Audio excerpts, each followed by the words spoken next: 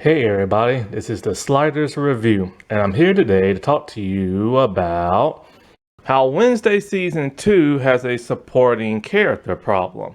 So, the Wednesday show has way too many characters, period.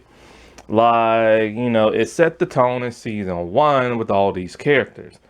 All of these supporting characters did exactly what they were supposed to do. They supported and everything. But when the show wanted to focus more on the Addams family and Tyler's family in season 2, then the supporting cast became extremely irrelevant. And that is quite a shame. Like, what are they going to do with them come season 3? I mean, they really didn't have nothing to do with them in season 2. Like, I forget the one dude's name, Bug Guy. And so the bug dude, he's like the coward, and he hung out with Wednesday in season 1. They was pretty good friends and everything. The great thing about season 1 is that they always try to make Wednesday so anti-social. And that's because of the 1990 movie. And even though Wednesday has said she's antisocial and everything, and she doesn't like being around people, that's just a huge lie because she interacts with so many people at Nevermore Academy and she actually cares about them. And it's a new layer in character development and growth for her. Season 2, she has no growth because she's still that exact same person she was in season 1, just more grumpier and stuff. But she befriended Bug Boy and actually cared about him as a friend, and he helped her out when trying to solve this whole murder mystery type thing. And so season 2, those two don't even really interact, very briefly, and he's just there to be Pugsley's new friend because they introduced Pugsley more into the show, but he didn't even want to be Pugsley's friend. And basically, he just follows Pugsley around. And that's just about it, and complains. Then at the very end, he's all like, hey, I want to be your friend now. Why? He didn't interact with him in the part 2 of season 2. And that's because the writers literally have nothing for this character no more. Then there is Ajax, the Gorkin. He's always been kind of like a background type character, you know what I'm saying? I don't remember much of anything about him in season 1 other than he liked Enid and stuff like that.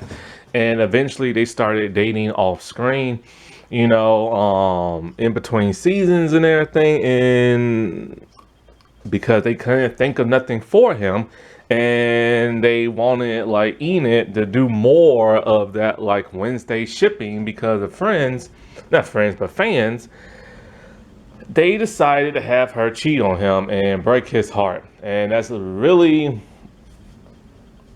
all they have for him in season 2. He's just moping around missing Enid and everything. Then in the first part, they're all like, okay, let's partner him up with Bianca and have him help her with whatever situation she's with. And then come part 2, he's barely in the show, and he helps Bianca out by defeating the principal dude and killing him and stuff. They literally have nothing for this character.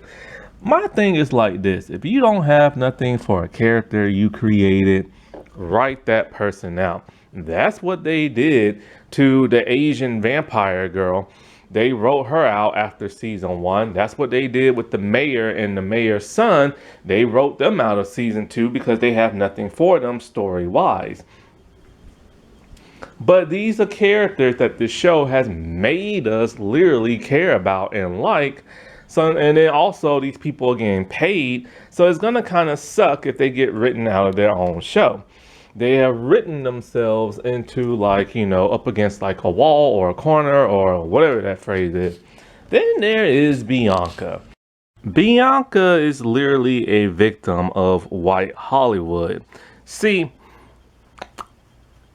the writers try to find actual things for her to do, but they don't want to fall into that black stereotype trope of Hollywood. In season 1, she is very much a vixen. She's kind of she's the antagonist to that of Wednesday, because they did not want to make her the black best friend and everything, because that's something a lot of black actresses and like a lot of black people are tired of seeing in Hollywood. They're tired of seeing, like, a white lead, and they just so happen to have a best friend who's black, because they had to add a black person to that show. Now Wednesday is Latina and everything, so she's not white, but like Morticia is white and Grandmama is white, so she's kind of like mixed. But nevertheless, they didn't want to fall under that trope of, like, the black best friend, so they made her into like the enemy. But of course, that's another stereotype of his own, because, oh, why the black girl gotta be like the bad girl and everything. So they was kind of in a tough spot in season 1, not really knowing what to do with her other than just being an enemy and stuff. She's the queen bee and everything, so she has that, like, edginess to her. Then she took like one of Wednesday's love interests to like the dance, but nothing really came of that, and we started to see more of her. She doesn't like using her powers and everything. And then they started having her like that normie, I think, the one black dude. But then that ended very early when she found out how he was. Other than that, I really don't remember much about her, other than she finds out her mom is in a cult. This, I think, that was leads her and Wednesday to become like, nice towards each other and like stuff like that. Now, because they did not start off as the black best friend, now that they went from enemies to, like, understanding each other, now it's okay to make those two friends, right? Only season 2 did not do that. Once again, she's a victim of like white Hollywood and everything and the black tropes.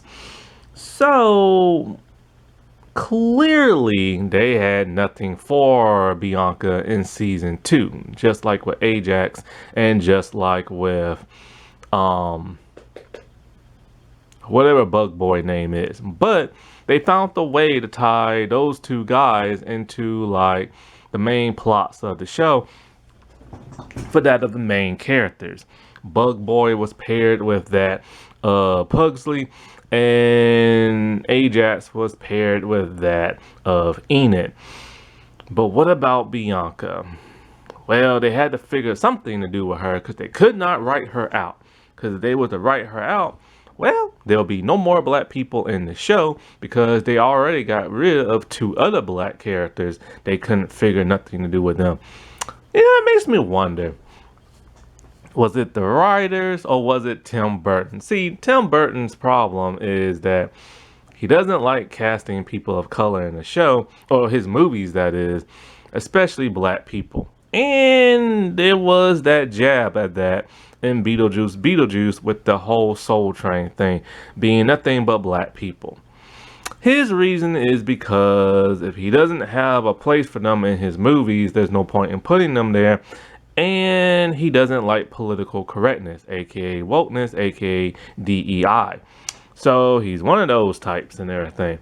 So with him being a director on this show, and I'm not sure if he's an executive producer, but director's got some sway and everything.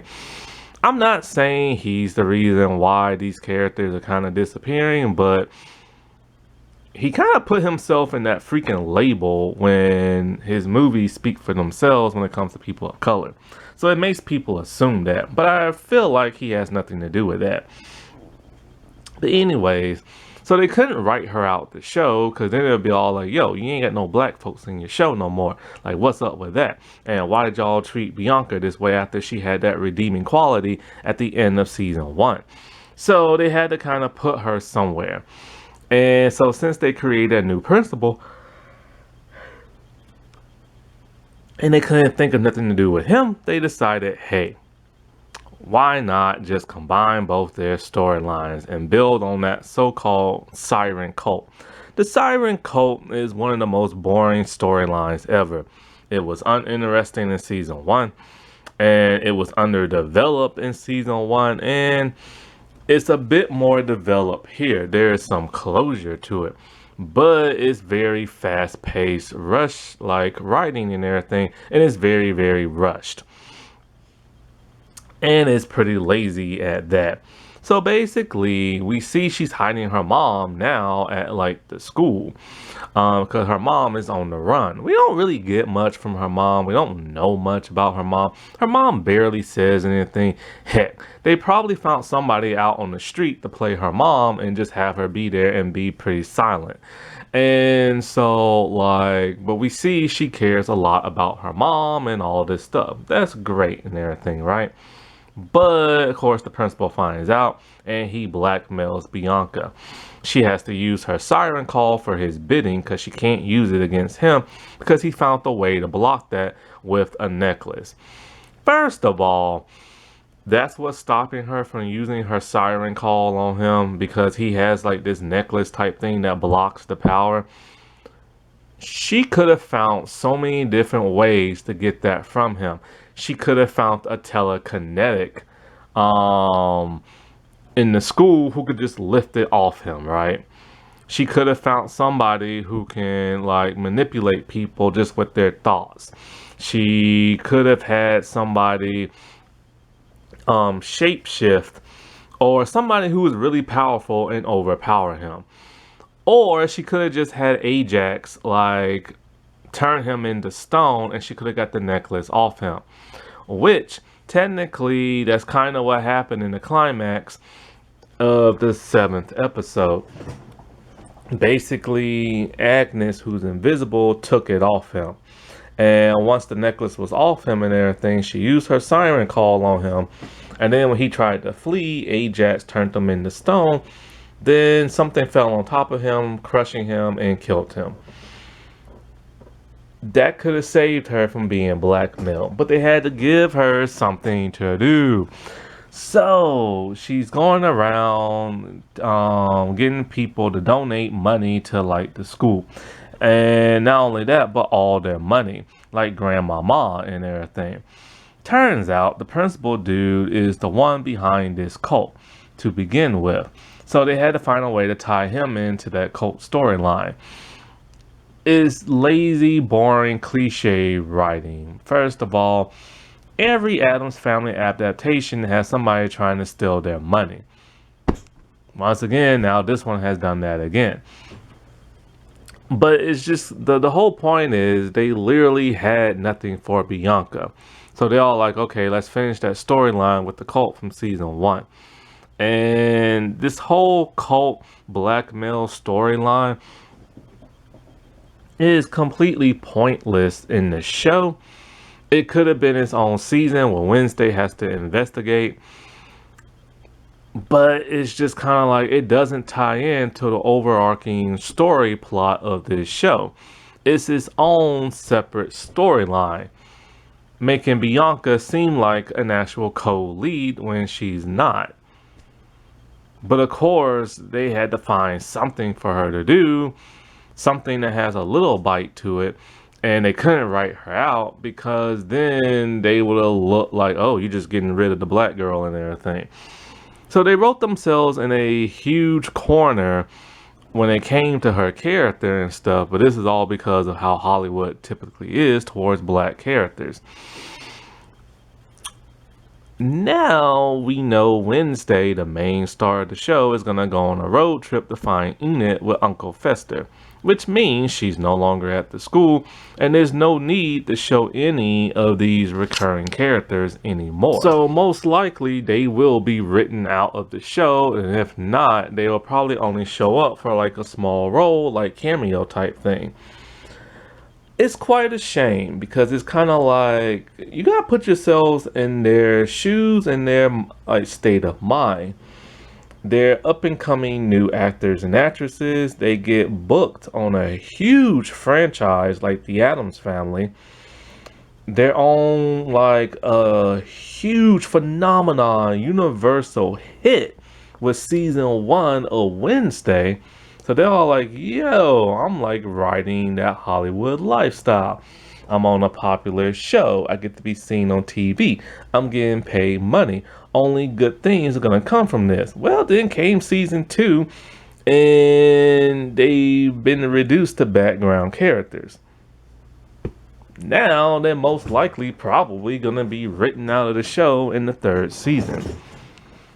This show needs to figure out what the heck it wants to do, because season 2 is pretty much just like a bland season. And like, I wanted to add this into my other video when I reviewed season 2, but it would have made it way too long. So I decided to break down 3 of my gripes and like, individual videos. Alrighty, well, I'll talk to y'all later. Bye.